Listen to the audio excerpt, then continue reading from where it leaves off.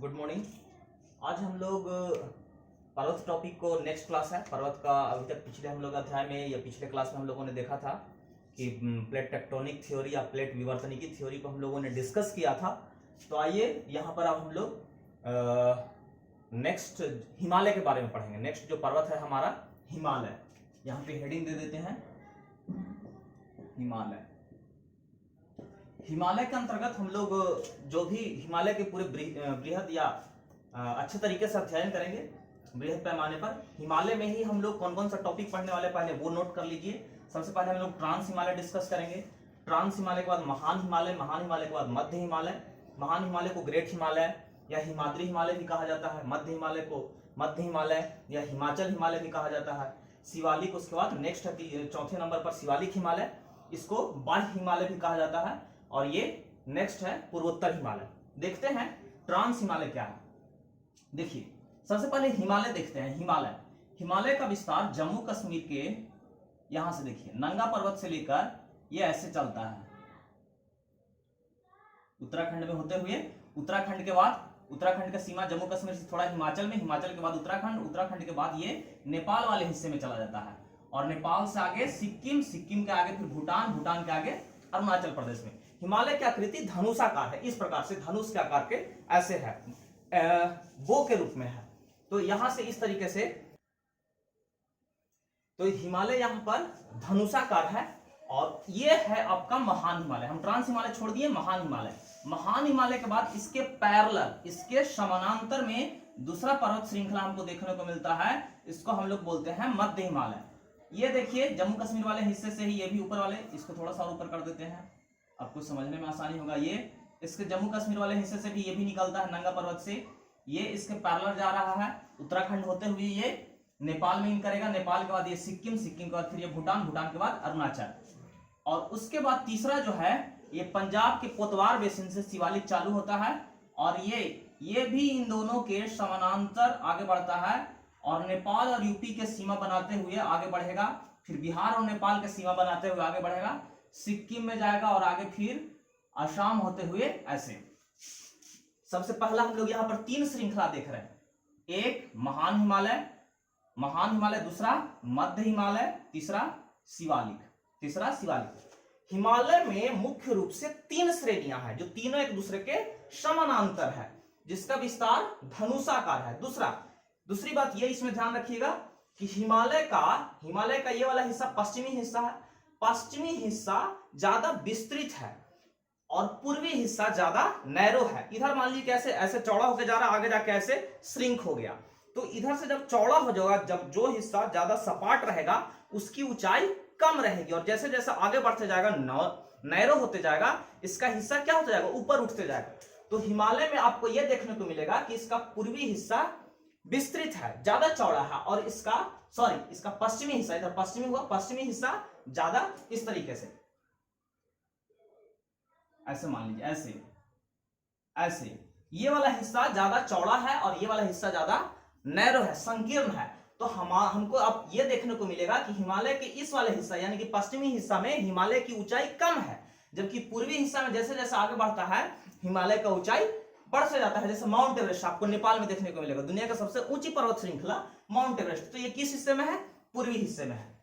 अब ये समझना है, हम लोग हिमालय पढ़ने जा रहे हैं। हम लोगों ने देखा कि हिमालय में हम लोग 5 भागों में बांटकर अध्ययन करते हैं, ट्रांस हिमालय, महान हिमालय, मध्य हिमालय, शिवालिक हिमालय, पूर्वोत्तर हिमालय।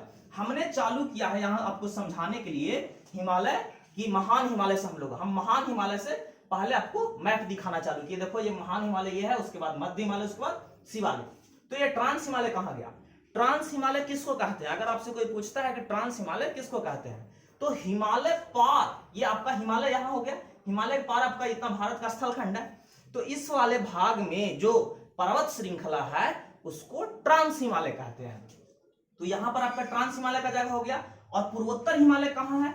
तो देखिए यही तीनों हिमालय, ये महान हिमालय, मध्य हिमालय, शिवालिक हिमालय, जब अरुणाचल प्रदेश के बाद अपनी पश्चिमी हिस्से में ऐसे मुड़ जाती है, यहां पर से यहां पर कैंचीदार मोड़ बनाता हुआ, कैंची देखे ना, कैंचीदार मोड़ बनाता हुआ ये तीनों पहाड़ियां यहां पर आपस में मिलती है और उसके बाद अपने पूर्वी हिस्से में सॉरी अपने पश्चिम की ओर, अपने से पश्चिम की ओर मुड़ जाती है और नीचे अरुणाचल प्रदेश, नागालैंड, मणिपुर, मिजोरम होते हुए नीचे आ जाती है। और इसी श्रृंखला का कुछ भाग हमको अंडमान निकोबार में द्वीप के रूप में नजर आता है। जहां पर ज्यादा गड्ढा हो गया वहां पानी हो गया, और जो भाग उथला रह गया हमको वही स्थलाकृति अंडमान निकोबार द्वीप के रूप में नजर आता है। यानी कि अंडमान निकोबार भी अप्रत्यक्ष रूप से कह सकते हैं किसका भाग है, हिमालय का। तो ये चौथा हो गया। हम सबका आपको लोकेशन बता रहे हैं, महान हिमालय, महान हिमालय के बाद मध्य हिमालय, मध्य हिमालय के बाद शिवालिक, शिवालिक के बाद पूर्वोत्तर हिमालय यहाँ पर। और ट्रांस हिमालय किसको बताएं, क्योंकि जो हिमालय पार का हिमालय है उसको बोलते हैं ट्रांस हिमालय। समझिएगा, ट्रांस हिमालय। सबसे पहले हम लोग ट्रांस हिमालय पढ़ेंगे। सबसे पहले इसमें ट्रांस हिमालय, उसके बाद महान हिमालय, मध्य हिमालय, शिवालिक, पूर्वोत्तर, सारा का एक एक करके पढ़ेंगे।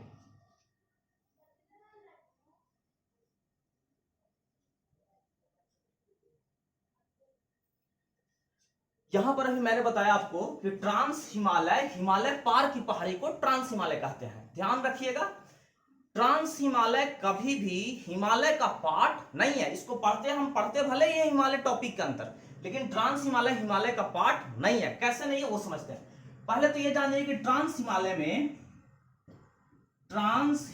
में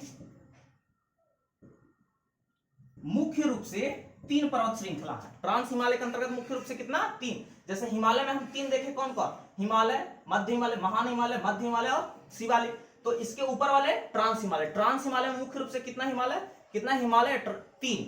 कौन कौन, पहला काराकोरम, दूसरा लद्दाख और तीसरा जॉस्कर। देखते हैं तीनों का, देखिए लोकेशन ऐसे है। ये मान लीजिए आपका काराकोरम है। ये ऐसा नहीं कि काराकोरम यहाँ जम्मू कश्मीर के लास्ट वाले भाग में आकर रुक जाता है, रुकता नहीं है। ये आगे कहां चला जाएगा, चीन वाले हिस्से में चला जाएगा। ये तिब्बत वाले हिस्से में चला जाएगा जो वर्तमान चीन के अधिकार में है। यही भाग आगे, ये आपका काराकोरम हो गया।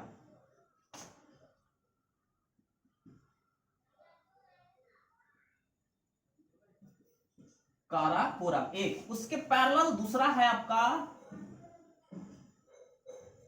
उसके पैरेलल में जो दूसरी श्रृंखला है उसका नाम है लद्दाख। और इसके पैरेलल में जो तीसरी श्रृंखला है उसका नाम है जॉस्कर। समझिएगा, काराकोरम, लद्दाख, जॉस्कर, ये हिमालय पार की श्रृंखला है। ये तीनों क्या है, हिमालय पार की श्रृंखला है, जो कि हिमालय का पार्ट नहीं है। ऐसा क्यों हिमालय का पार्ट नहीं है, क्योंकि जब हिमालय नहीं था उस समय भी ये तीनों श्रृंखला था। अब ये समझिएगा कि ये हिमालय नहीं था और ये था, ये क्या मतलब बनता है, इसको अच्छे से समझिए। देखिएगा, कल हमने आपको एक बताया था कि महाद्वीपीय प्रवाह सिद्धांत किसने दिया था, वेगनर ने दिया था। कल वाले पिछले अध्याय में हम लोगों ने पर्वत निर्माण संबंधित अलग अलग जो सिद्धांत दिए गए थे उसमें से एक सिद्धांत यही पढ़ा था कि महाद्वीपीय प्रवाह सिद्धांत किसने दिया, वेगनर, कॉन्टिनेंटल ड्रिफ्ट थ्योरी। देखिए, वेगनर कहते थे कि कार्बोनिफेरस काल से पहले पूरा जो धरती है, अभी आप वर्तमान स्वरूप धरती का देख रहे हैं, ये देखिए, ये वर्तमान स्वरूप आपको धरती का नजर आ रहा है। यहां पर अपना प्यारा भारत है, ये वाला भारत।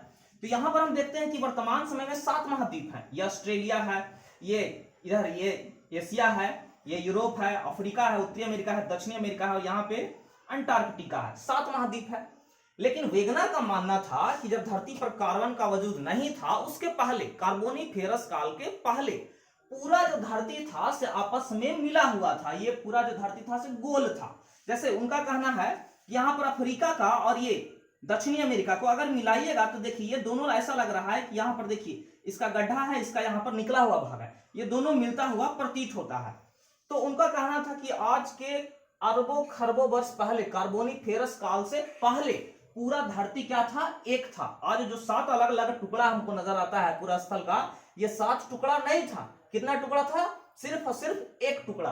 उस टुकड़ा को उन्होंने, उस स्थल खंड को, एक स्थल खंड को उन्होंने नाम दिया था पैंजिया।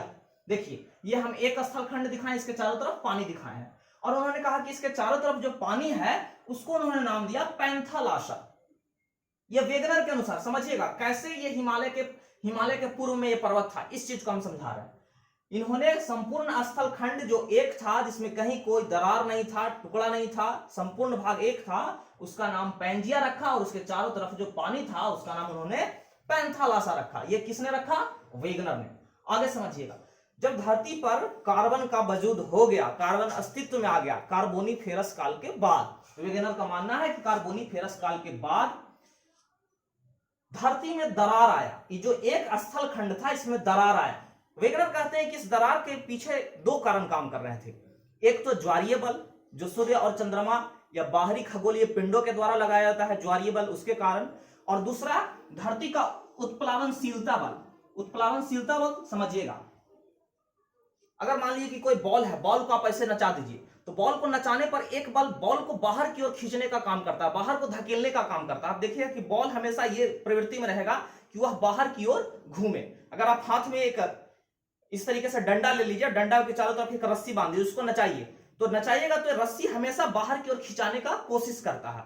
यही बल था उत्प्लावनशीलता बल। जब धरती अपने अक्ष पर घूम रही है तो घूमने के क्रम में उसमें यह प्रवृत्ति है कि वह बाहर निकलने के हमेशा उसमें प्रवृत्ति पाई जाती है, और उसी प्रवृत्ति के कारण इस धरती में क्या आया? दरार आया। पहले एक संपूर्ण पैंजिया था, पैंजिया में सूर्य और चंद्रमा के द्वारा एक तो गुरुत्वाकर्षण बल लग रहा था उसके कारण, और धरती के उत्प्लावनशीलता बल के कारण इस पैंजिया में दरार आया। और जब इस पैंजिया में दरार आया तो यह पैंजिया दो भागों में टूट गया, दो भागों में टूटा। देखिए दरार दिखाए हैं हम आपको, ऊपर का एक भाग है, नीचे बीच में हम पानी को दिखाए हैं। ऊपर वाला भाग को इन्होंने नाम दिया अंकारा लैंड। क्या नाम दिया? Ankara land. और नीचे वाले भाग को इन्होंने नाम दिया गोंडवाना लैंड। और जो बीच में पानी घुस आया इसको इन्होंने नाम दिया टेथिस सागर। टेथिस सागर।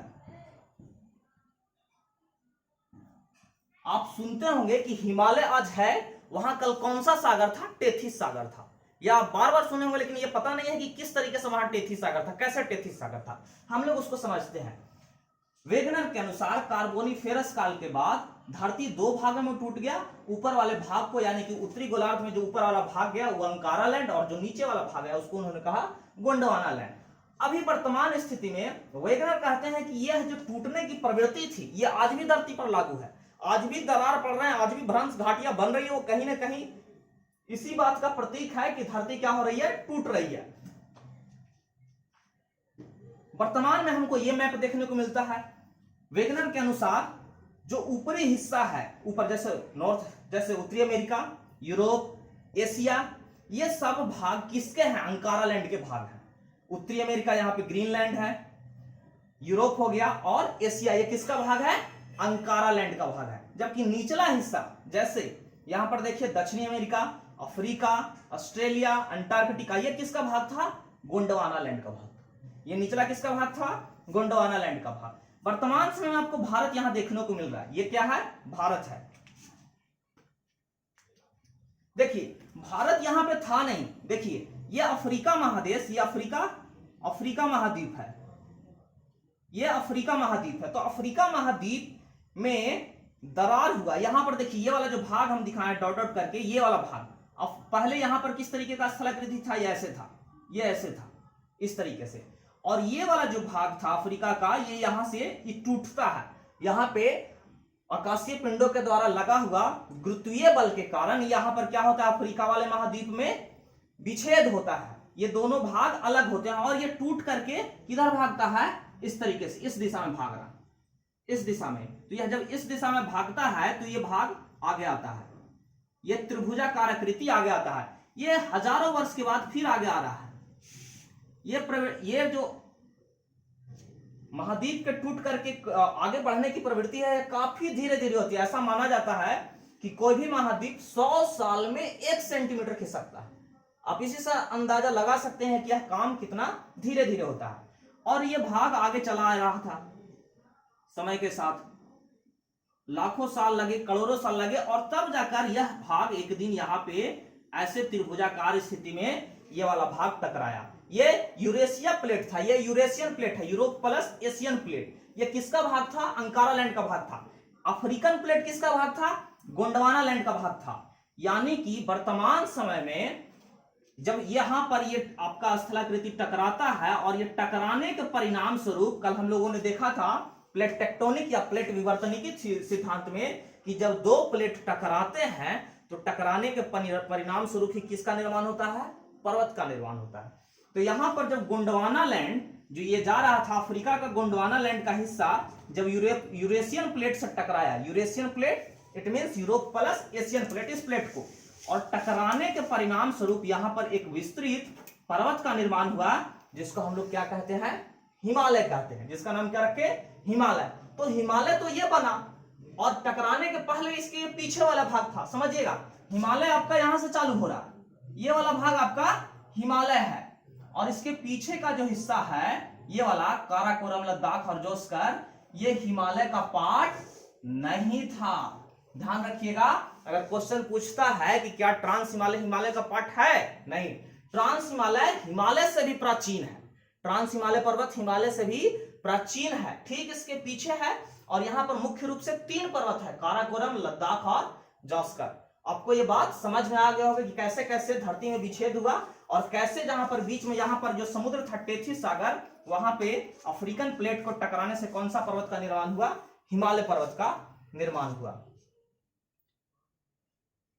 आगे देखते हैं, यहां पर हिमालय पर्वत का निर्माण हुआ। ये काराकोरम पर्वत, इसको पहले मिटाते हैं। चलिए आगे देखते हैं। अभी हम लोगों ने देखा कि हिमालय पार जो पर्वत श्रेणियां है उसको हम लोगों ने नाम दिया ट्रांस हिमालय। जैसे मान लीजिए अगर हिमालय यहां से है, जम्मू कश्मीर के यहां वाले हिस्से से ऐसे उत्तराखंड होते हुए ये चला जाता है नेपाल, नेपाल के बाद सिक्किम, सिक्किम के बाद अरुणाचल प्रदेश, यहाँ उसके बाद ये अपने पश्चिम की ओर मुड़ जाती है। इस तरीके से मान लीजिए कि ये जो पर्वत श्रृंखला है ये आपका है हिमालय। तो हिमालय पार की जो पर्वत श्रृंखला है यहाँ पर हम लोगों ने 3 मुख्य रूप से देखा, काराकोरम, लद्दाख और जोस्कर। काराकोरम, लद्दाख एवं जोस्कर, समझिएगा। ये ऐसा नहीं है कि यहाँ पर जम्मू कश्मीर का सीमा के बाद आपका काराकोरम श्रृंखला खत्म हो जाता, नहीं, ये आगे बढ़ जाता है। आगे कहां बढ़ जाता है, चीन वाले हिस्से में, और इसी काराकोरम को चीन में हम लोग कैलाश श्रेणी के नाम से जानते हैं। तो चूंकि हम लोग भारत का भूगोल पढ़ रहे हैं तो ये वाला हिस्सा, अगला हिस्सा कहां चला जाता है, चीन में, तो उसको हम लोग अध्ययन नहीं करते हैं, यहां तक करते हैं। अब समझिएगा, काराकोरम के बाद लद्दाख, लद्दाख के बाद जोस्कर, जोस्कर के बाद आपका तब क्या चालू हो जाता है, हिमालय, इसके बाद चालू होता है हिमालय। और हिमालय देखिए, हिमालय की जो आकृति है सीढ़ीनुमा, हिमालय में 3 हिमालय हम लोगों ने देखा, महान हिमालय, महान हिमालय के बाद मध्य हिमालय और मध्य हिमालय के बाद शिवालिक या बाह्य हिमालय, ये 3 हिमालय हम लोगों ने देखा। यानी कि सबसे पहले काराकोरम, काराकोरम के बाद लद्दाख, लद्दाख के बाद जोस्कर, जोस्कर के बाद महान हिमालय, महान हिमालय के बाद मध्य हिमालय, मध्य हिमालय के बाद शिवालिक।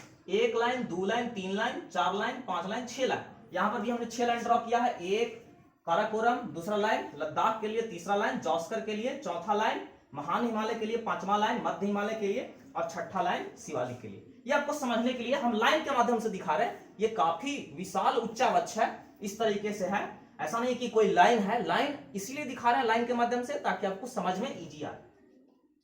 अब यहां से देखिए क्वेश्चन जो बनाता है सो समझिएगा, काराकोरम और लद्दाख को कौन अलग करता है। देखिए यहां से बीच में एक नदी बहती है, काराकोरम और लद्दाख के बीच में, जिस नदी का नाम क्या है, श्योक नदी। श्योक नदी किसकी सहायक है, सिंधु की सहायक नदी, बाद में आकर सिंधु में मिल जाती है। तो आपसे एक क्वेश्चन पूछेगा, प्रश्न पूछेगा कि काराकोरम और लद्दाख को कौन अलग करती है, तो आंसर क्या हो जाएगा, श्योक नदी। यहां पर देखिए मैंने दिखाया भी है, काराकोरम और लद्दाख के बीच में कौन सी नदी है, श्योक नदी। नेक्स्ट है लद्दाख और जोस्कर, लद्दाख और जोस्कर, उसी मैप को हम यहां पर बृहद स्तर पर दिखाए हैं। लद्दाख और जोस्कर के बीच में कौन सी नदी बहती है, सिंधु नदी। ये बार बार यहां से प्रश्न पूछते हैं, आपको इन चीजों को ध्यान रखना होगा कि लद्दाख और जोस्कर को कौन अलग करती है, तो सिंधु नदी। अब इसके बाद चालू होता है हिमालय, जोस्कर के बाद हिमालय। तो पूछता है कि ये तीनों को ट्रांस हिमालय कहते हैं, काराकोरम, लद्दाख और जोस्कर, उसके बाद हिमालय। तो पूछता है कि ट्रांस हिमालय, ये पूरा ट्रांस हिमालय और महान हिमालय को कौन अलग करता है, ये तीनों को हिमालय कहते हैं। तो ट्रांस हिमालय और महान हिमालय को कौन अलग करता है, तो इसको बोलते हैं हिंज लाइन। इसको क्या बोलते हैं, हिंज लाइन, या सचर जोन भी इसको बोलते हैं, सचर जोन। ये क्वेश्चन भी बहुत बार एग्जाम में आ चुका है कि ट्रांस हिमालय और हिमालय के बीच क्या है, या दोनों को ट्रांस हिमालय, हिमालय को कौन अलग करता है, तो हिंज लाइन या सचर जोन। अब हिमालय में हम लोगों ने 3 हिमालय देखा, महान हिमालय, मध्य हिमालय, शिवालिक। तो महान हिमालय और मध्य हिमालय को जो अलग करता है या जो बीच में समतल या सपाट या घाटी है उसका नाम क्या दिया गया है? Main central thrust. याद रखिएगा कि महान हिमालय और मध्य हिमालय के बीच में कौन सी घाटी या कौन सी स्थलाकृति है जिसका बीच का नाम रखा गया है मेन सेंट्रल थ्रस्ट। और मध्य हिमालय और शिवालिक को कौन अलग करती है? तो इसके बीच में जो स्थलाकृति है उसका नाम दिया गया है main boundary fold. Main boundary fold. अब सबके बीच में क्या क्या है एक बार फिर से रिवीजन कर लेते हैं। काराकोरम लद्दाख के बीच में श्योक नदी, लद्दाख एवं जॉस्कर के बीच में सिंधु नदी, जॉस्कर एवं महान हिमालय या ट्रांस हिमालय या हिमालय के बीच में क्या है? हिंज लाइन या सचर जोन। महान हिमालय और मध्य हिमालय के बीच में क्या है? Main central thrust. मध्य हिमालय एवं शिवालिक के बीच में क्या है? Main boundary fold. ये छह के बीच में मुख्य 5 जो स्थल या स्थलखंड या भूभाग बना उसका नामकरण कर दिया गया है। आगे ये जो काराकोरम है, काराकोरम के इस हिस्से पर ध्यान दीजिएगा। ये वाला देखिए, ये कल के क्लास में हमने बताया कि ये वाला हिस्सा पीओके कहलाता है। ये वाला जो हिस्सा है इतना, ये क्या कहलाता है? पीओके। इसको मिटा देते हैं आप।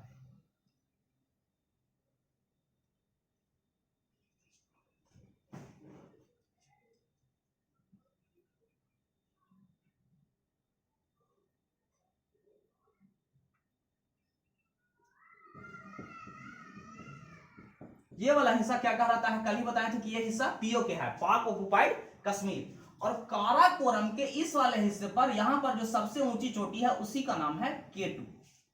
उसका नाम क्या है? K2। तो K2 अगर पूछता है कि भारत की सबसे ऊंची चोटी, तब हम लोग आंसर क्या बताते हैं? K2। लेकिन पूछेगा कि भारत की सबसे ऊंची चोटी, भारत में सबसे ऊंची चोटी हिमालय की, तो ये हिमालय का चोटी नहीं, ये K2 हिमालय का चोटी नहीं है। ये किसका चोटी है? ट्रांस हिमालय का। लेकिन हिमालय की सबसे ऊंची चोटी पूछे तो सब आंसर क्या हो जाता है? K2। क्योंकि ये पीओके में भले ही चला गया है लेकिन आज भी इसको भारत सरकार अपने हिस्से में दिखाती है। भारत का मैप देखिएगा तो आज भी ये भारत को आधिकारिक रूप से ये भारत में आता है। तो भारत का जो सबसे ऊंचा चोटी हो जाएगा वो उसका आंसर क्या हो जाएगा? K2। लेकिन अगर पूछे कि भारत में हिमालय की सबसे ऊंची चोटी क्या है, तब आंसर हो जाएगा कंचनजंगा। जब हिमालय पर आएंगे तब हम लोग उसको चर्चा करेंगे। अभी हम लोग काराकोरम देख रहे हैं। काराकोरम की सबसे ऊंची चोटी, तब आंसर क्या हो जाएगा? K2। या फिर भारत की सबसे ऊंची चोटी, इसकी हाइट कंचनजंगा की हाइट से भी ज्यादा है। इसकी हाइट कंचनजंगा की हाइट से भी ज्यादा है, इसलिए भारत की सबसे ऊंची चोटी K2। आता कहां पर है? पीओके में। पार्ट किसका है? काराकोरम का। नेक्स्ट क्वेश्चन, ये दुनिया का दूसरा सबसे ऊंचा चोटी है, माउंट एवरेस्ट के बाद दूसरा सबसे ऊंचा चोटी है K2। नेक्स्ट, इसके बाद है लद्दाख। लद्दाख वाले हिस्से का यहां पर फिर एक चोटी है जिसको बोलते हैं राकापोसी। इसका नाम K2 था, इसका नाम K2 था और इसका नाम है राकापोसी। समझिएगा, आपसे प्रश्न पूछेगा दुनिया के सबसे खड़ी ढाल वाली पर्वत श्रृंखला कौन है? आंसर क्या होगा? राकापोसी। किसका पार्ट है? लद्दाख का। ये भी है कहां? पीओके में। खड़ी ढाल वाली एक जैसी एक पर्वत ये है, समझिएगा, और दूसरी पर्वत एक ये है। देखिए ये दोनों पर्वत है, इसकी ढाल, दोनों की हाइट लगभग बराबर है लेकिन इसकी ढाल देखिए, इसकी ढाल कम है, इसकी ढाल, इसका स्लोप ज्यादा बन रहा है, लेकिन इसकी ढाल तीखी है। इसकी ढाल क्या है? तीखी है, यानी कि खड़ी है। इसकी ये जो पर्वत श्रृंखला है काफी क्या है? खड़ी है। इस पर चढ़ना आसान है जबकि इस पर चढ़ना मुश्किल है। तो दुनिया की सबसे खड़ी ढाल वाली पर्वत श्रृंखला का नाम क्या है? राकापोसी। किसका पार्ट है? लद्दाख का। है कहां? पीओके में। लेकिन अगर वहां पर भारत ऑप्शन है तो आप किसको टिक आउट करिएगा? भारत। नेक्स्ट क्वेश्चन जो यहां पर पूछता है काराकोरम से, उसको और एक समझिएगा। काराकोरम पर्वत पर ही सियाचिन ग्लेशियर है। हम लोगों ने जब भारत के विदेशी देशों के साथ विवाद देख रहे थे तो वहां पर हम लोग यहां दिखाया था कि काराकोरम पर कौन सा एक ग्लेशियर है? सियाचिन ग्लेशियर है। काराकोरम पर्वत पर मुख्य रूप से 4 ग्लेशियर है और इन्हीं चारों ग्लेशियर से प्रश्न बनाता है। अभी विगत कुछ एग्जामों में ये प्रश्न देखने को भी मिला है इस टॉपिक से। वो आपको दे देगा, ये 4 ग्लेशियर का नाम दे देगा, आपको अरेंज करना रहेगा कि ऊपर से नीचे कौन है। सबसे पश्चिम में जो ग्लेशियर है उसका नाम सियाचिन है। सियाचिन के बाद दूसरे नंबर पर जो ग्लेशियर है उसका नाम वियाफो है। तीसरे नंबर पर जो ग्लेशियर है उसका नाम क्या है? वाल्टोरा है। और चौथे नंबर पर जो ग्लेशियर है उसका नाम क्या है? विस्पर है। ये काराकोरम पर्वत पर ही 4 ग्लेशियर है। ग्लेशियर मतलब काफी बड़ा बर्फ का टुकड़ा, बर्फ का स्थल, बर्फ का खंड होता है जिससे हिमनद निकलते हैं, जिससे नदियों का उद्गम होता है। तो ये चारों ग्लेशियर को अरेंज करना रहता है पश्चिम से पूरब या पूरब से पश्चिम। आपको अब समझ में आ गया हो गया। तो हम लोगों ने अभी देखा काराकोरम, लद्दाख, जास्कर, हमने देखा ट्रांस हिमालय क्या होता है, हिमालय क्या होता है। इसके बाद अब हम लोग देखेंगे हिमालय। हिमालय में महान हिमालय, मध्य हिमालय और बाह्य हिमालय या शिवालिक हिमालय। ठीक है।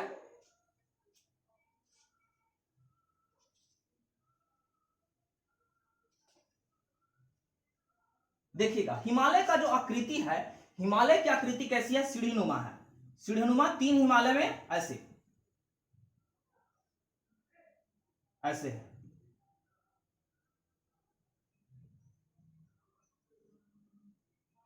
ये देखिए ये आपका बाह्य हिमालय हो गया, ये मान लीजिए कि बाह्य या शिवालिक हो गया,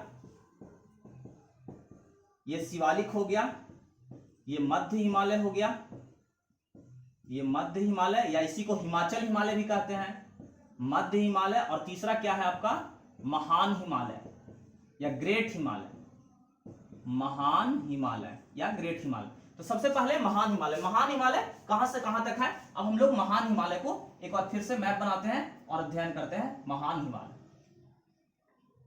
हिमालय की आकृति सीढ़ीनुमा है और जो बीच में है इसी स्थलाकृति को घाटी कहते हैं। जैसे जम्मू कश्मीर या कश्मीर घाटी यहां पे है, महान हिमालय और मध्य हिमालय के बीच में है कश्मीर घाटी। उत्तराखंड यहां पे है। ये सब घाटी में कुछ कुछ बसे हुए शहर हैं। ये सब पर्वतीय पर्यटन स्थल होते हैं। ये सब पर्यटन स्थल होते हैं, स्वास्थ्य की दृष्टि से काफी लाभदायक क्षेत्र होते हैं। लोग यहाँ घूमने जाते हैं और ये काफी स्वास्थ्यवर्धक जगह होता है। आयुर्वेदिक बूटियों का यहाँ पे काफी ज्यादा भंडार है।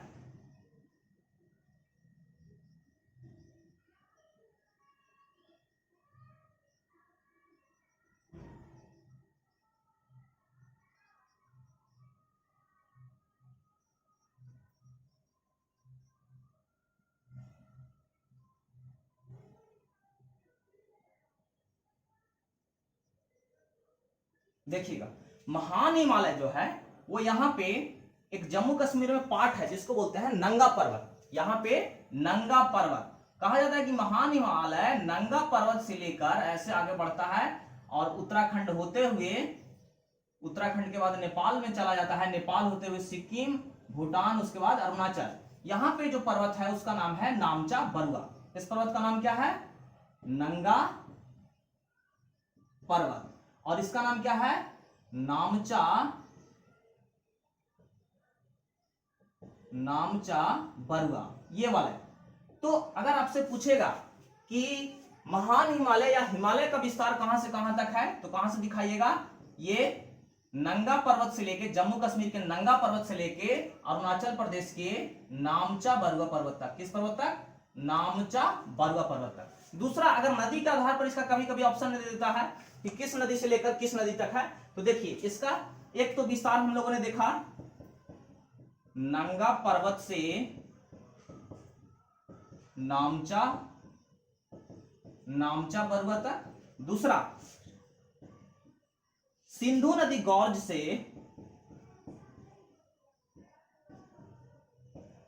सिंधु नदी गॉर्ज से दिहांग गॉर्ज तक,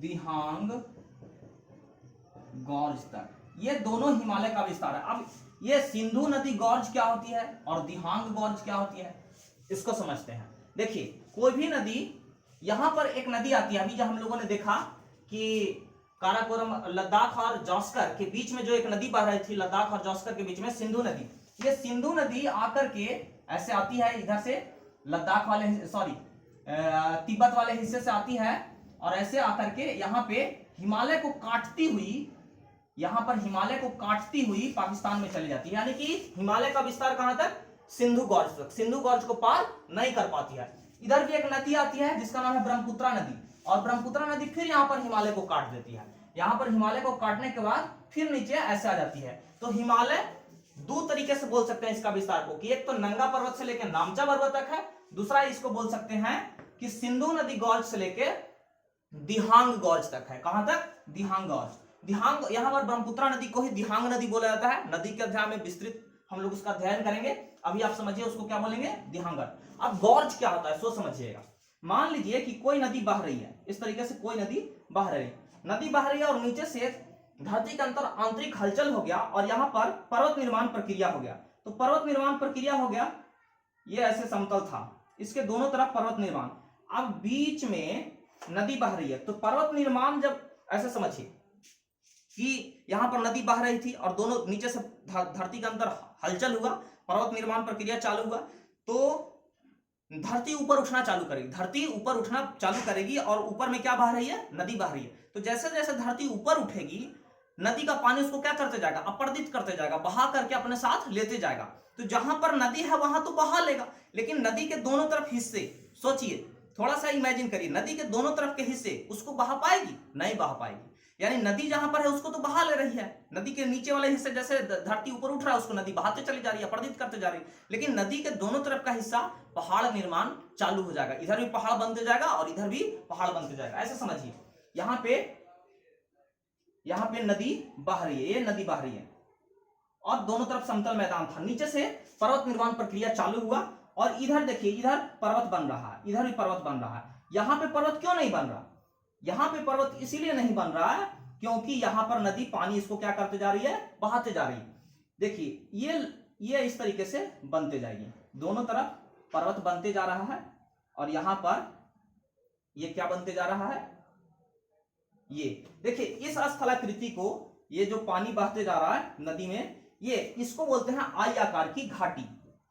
इंग्लिश के आई अल्फाबेट के अनुसार इसका आकृति बन जाता है, इसको बोलते हैं आई आकार की घाटी।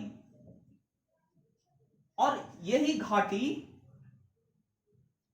घाटी जब काफी बड़ा बन जाए, जब काफी ऊंचा बन जाता है, ये घाटी जब काफी ऊंचा बन जाती है तब इसको क्या बोलते हैं, आई आकार की घाटी का ही विस्तृत रूप है, बृहद रूप है, जिसको क्या बोलते हैं, गॉर्ज।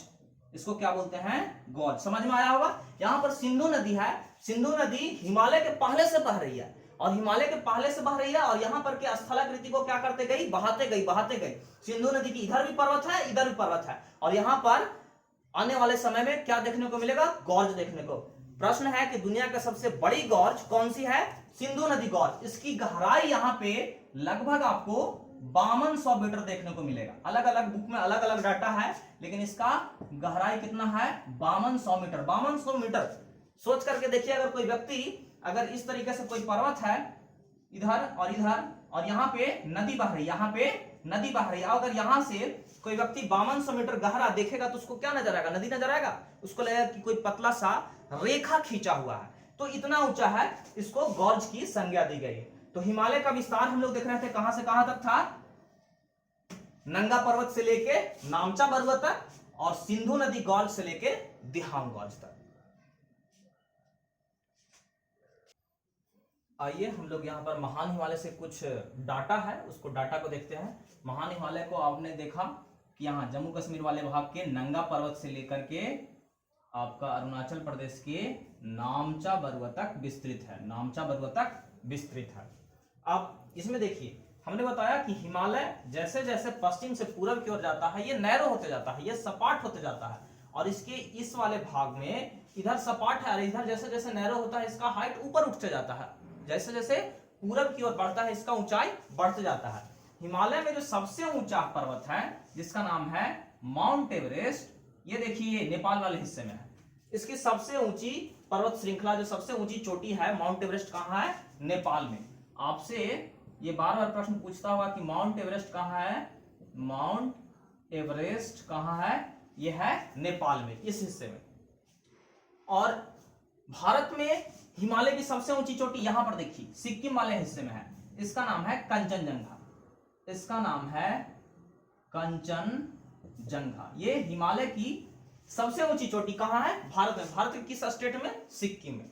बहुत सारे चोटियां हैं जिससे पूछता है कि ये चोटी किस पर्वत श्रृंखला का है। जैसे कंचनजंगा को पार करिएगा तो यहाँ पर आपको है मकालू, उसके बाद माउंट एवरेस्ट, माउंट एवरेस्ट के बाद है मनसालू, मनसालू के बाद है अन्नपूर्णा, उसके बाद धौलाधर, और उसके बाद उत्तराखंड में आ जाइए तो आपको यहीं पर देखने को मिलता है केदारनाथ, बद्रीनाथ, और भी बहुत सारे इस तरीके से चोटियां हैं जो आपको देखने को मिलता है। जम्मू कश्मीर में इसी का भाग है नंगा पर्वत। तो ये महान हिमालय के ही सब पार्ट है। और महान हिमालय की सबसे ऊंची चोटी माउंट एवरेस्ट एक नंबर पे, और इसकी दूसरी सबसे ऊंची चोटी कंचनजंगा। कंचनजंगा कहाँ स्थित है? सिक्किम में।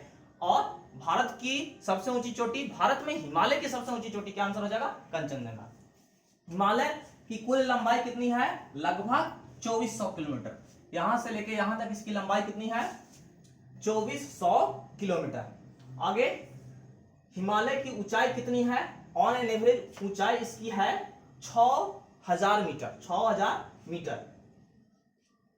6000 मीटर इन सेंस, कहने का मतलब कि हिमालय की जो सबसे ऊंची चोटी है माउंट एवरेस्ट, उसकी ऊंचाई कितना है? 8850 मीटर। तो सबसे ऊंची चोटी है, तो इसका ऑन एन एवरेज 6000 मीटर ऊंचाई है। इसलिए हिमालय को हिमाद्री भी बोला जाता है। हिमाद्री इसलिए हिमाद्री इसलिए बोला जाता है क्योंकि इसके पर्वतों पर सालों भर बर्फ रहते हैं। इसकी जो चोटियां हैं ऊंची ऊंची, क्योंकि इसकी हाइट कितना है? 6000 ऑन एन एवरेज मीटर, इसलिए उसके सभी चोटियों पर सालों भर आपको बर्फ देखने को मिलते हैं। हिमालय से निकलने वाली नदियों में सालों भर पानी होता है, तो उसको बारहमासी नदी बोला जाता है। आगे देखते हैं सबसे ऊंची चोटी। सबसे ऊंची चोटी का नाम क्या बताया मैंने? Mount Everest. माउंट एवरेस्ट कहाँ है? नेपाल में। इसको अन्य नाम है सागरमाथा। नेपाल वाले हिस्से में ही सागरमाथा या गौरी शंकर कहा जाता है इसको। जब माउंट एवरेस्ट, इस पर सबसे पहले जो चढ़े उनका नाम माउंट एवरेस्ट था। वो एक यूरोपियन व्यक्ति थे और उन्हीं के नाम पर इस पर्वत श्रृंखला का नामकरण माउंट एवरेस्ट कर दिया गया। लेकिन जब माउंट एवरेस्ट नहीं था तब लोग इसे पीक 15 के नाम से बुलाते थे। उस समय इसको क्या बोलते थे? पीक 15। वहां पर बहुत सारी चोटियां हैं, जैसे पीक 14, पीक 15, पीक 16। तो जो सबसे ऊंचा चोटी था उसका नाम क्या था? पीक 15। यानी कि माउंट एवरेस्ट का पुराना नाम क्या था? पीक 15। माउंट एवरेस्ट के पीछे वाला हिस्सा तिब्बत है, जिस पर आज चीन का अधिकार है। तिब्बती लोग इसे चोमा लुंगपा कहते थे। क्या कहते थे? चोमा लुंगपा। आगे देखते हैं, महान हिमालय में आपको आग्नेय चट्टान एवं रूपांतरित चट्टाने देखने को मिलता है। प्रश्न आएगा कि महान हिमालय में किस प्रकार के चट्टाने हैं? आग्नेय एवं रूपांतरित चट्टाने। महान हिमालय में जम्मू कश्मीर वाले हिस्से में यहाँ पर विशेष प्रकार के कुछ घास पाए जाते हैं। यहाँ पे घास पाए जाते हैं। इन घासों को क्या कहा गया है? इन घासों को रूपसू एवं देवसाई कहा जाता है। पूछता है कि रूपसू एवं देवसाई घास कहां पर मिलते हैं? जम्मू कश्मीर वाले हिस्से में। और किस पर्वत श्रृंखला पर मिलते हैं? तो महान हिमालय पर। अब देखिए, महान हिमालय में कुछ दर्रा है। दर्रा किसको कहते हैं? सो समझिए। दर्रा दो पर्वत श्रृंखलाओं के बीच में जो नैरो या संकीर्ण रास्ता होता है जो पीछे की ओर जाता है, उसको दर्रा कहते हैं। उसको क्या कहेंगे? दर्रा। दर्रा बस एक समझिए कि एक रास्ता होता है जो शॉर्टकट में आपको एक जगह से दूसरे जगह ले जाता है। अगर किसी व्यक्ति को जाना है तो वो पर्वत पे चढ़ेगा, उससे आसान है कि वो क्या करे? पर्वत के बीच वाले हिस्से से पीछे चला जाए। तो इसी को दर्रा कहते हैं। महान हिमालय में कुछ दर्रा है, यहां से प्रश्न पूछता है, उसको देखते हैं। यहां मैंने दर्रा को इस तरीके से दिखाया जाता है। जब भी आप बुक में देखिएगा तो दर्रा को इस तरीके से दिखाया जाता है, साइन। तो मैंने ये हिमालय बनाया है और ये हिमालय वाले हिस्से में मैंने 1 से लेके 12 या 13 दर्रा जो भी होगा उसको हमने इंगित किया है। एक एक करके देखते हैं। सबसे पहले बुर्जिल दर्रा। एक में बुर्जिल दर्रा, यानी कि यहां से हम लोग चल रहे हैं, यहां जम्मू कश्मीर वाले पहले हिस्से में, मान लीजिए जम्मू कश्मीर वाले हिस्से में 2 दर्रा, एक बुर्जिल दर्रा और दूसरा जोजिला दर्रा। जम्मू कश्मीर के बाद हम बढ़ेंगे कहां? हिमाचल वाले हिस्से में आ जाएंगे, तो वहां पे आपको 3 दर्रा मिलेगा। सिपकीला दर्रा, यह आपका हो गया जम्मू एंड कश्मीर वाले हिस्से में। सिपकीला दर्रा तीसरा में, चौथा में बड़ा लाचला दर्रा, पांचवा में रोहतांग दर्रा। ये तीनों आपको कहां मिलेंगे? हिमाचल प्रदेश में। कहां? हिमाचल प्रदेश में। उसके बाद नेक्स्ट 3 दर्रा, ये हिमाचल के बाद हम लोग कहां पहुंच गए? उत्तराखंड। कहां? उत्तराखंड। उत्तराखंड में 3 दर्रा, माना दर्रा, नीति दर्रा और लिपू लेख दर्रा। माना दर्रा, नीति दर्रा और लिपू लेख दर्रा, ये तीनों दर्रा कहां मिलते हैं हमको? उत्तराखंड। उत्तराखंड के बाद हम नेपाल में पहुंच जाते हैं। नेपाल का हम लोग भूगोल नहीं पढ़ रहे हैं, तो हम लोग फिर सिक्किम में देखेंगे। सिक्किम में फिर 2 दर्रा है, एक जेल्पा दर्रा है और एक नाथुला दर्रा है। इन दोनों के बाद हम लोग फिर भूटान आ जाता है। भूटान के बाद फिर अरुणाचल में हमको फिर 2 दर्रा देखने को मिलता है। इन दोनों दर्रा का नाम क्या है? बोमडिला दर्रा और यांगयाप दर्रा। तो ये दर्रा से क्वेश्चन पूछता है किस राज्य में है। आप इसको वीडियो को पॉज कर करके लिख ले। बुर्जिल दर्रा जम्मू कश्मीर, जोजिल दर्रा जम्मू कश्मीर, सिपकीला दर्रा हिमाचल प्रदेश, बड़ा लाचला दर्रा हिमाचल प्रदेश, रोहतांग दर्रा हिमाचल प्रदेश, माना दर्रा उत्तराखंड, नीति दर्रा उत्तराखंड, लिपुलेख दर्रा उत्तराखंड, जेल्पा दर्रा और नाथुला दर्रा सिक्किम, बोमडीला दर्रा और यांग्याप दर्रा दोनों अरुणाचल प्रदेश। तो ये हम लोगों ने आज ट्रांस हिमालय और महान हिमालय को पढ़ा। नेक्स्ट वीडियो में हम लोग मध्य हिमालय, शिवालिक और पूर्वोत्तर हिमालय को पढ़ेंगे। और इसी के साथ हम आपको कहेंगे, अगर वीडियो अच्छा लगता है तो शेयर कीजिए, लाइक करिए और सब्सक्राइब करिए। धन्यवाद।